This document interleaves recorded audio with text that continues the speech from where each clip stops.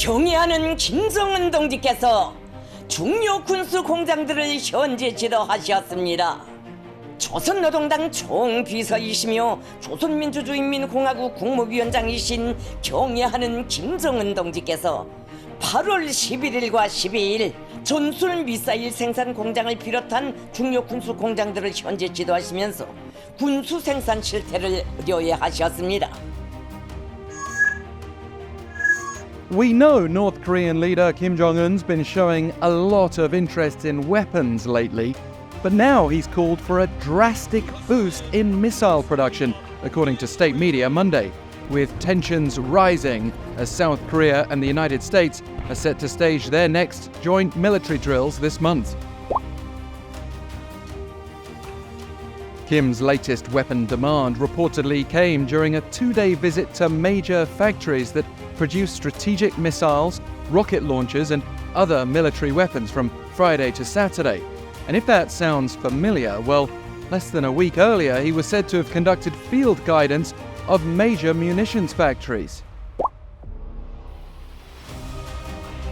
This time, his activities included a visit to a factory producing tactical missile transporter erector launchers, which Kim wants to be more modern and highly efficient for the military's perfect war preparations. State media images also showed the leader driving what was described as a newly developed utility combat armored vehicle. This is all seemingly geared towards being ready for a ground offensive, presumably in the direction of South Korea. Looking at that headline quote in more detail, state media said Kim set forth an important goal to drastically boost the existing missile production capacity so as to mass-produce missiles as required by the system of the expanded and strengthened frontline units and missile units and by the operational plans.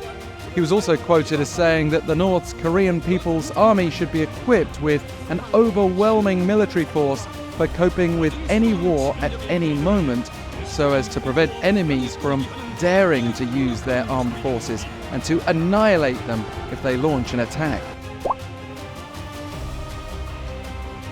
You might think, well, surely South Korea and its ally, the United States, aren't planning to launch an attack anytime soon. That North Korea views the allies' joint military exercises as rehearsals for invasion, and that's why this month holds potential risk. But Kim's focus isn't all on weapons. He also took time to berate local officials for being irresponsible and insensitive over their failure to prevent damage from the recent typhoon that swept through the Korean peninsula, also according to state media Monday. He delivered the rebuke during a visit to an area where riverbanks had toppled and some 200 hectares of farmland were flooded. This is important because Kim clearly feels he has to balance public messages between caring for the people's daily well-being and developing weapons to protect them. And while he's instructed officials to bolster the government's response to natural disasters, Kim's pursuit of more missiles raises concerns that tension may mount going forward.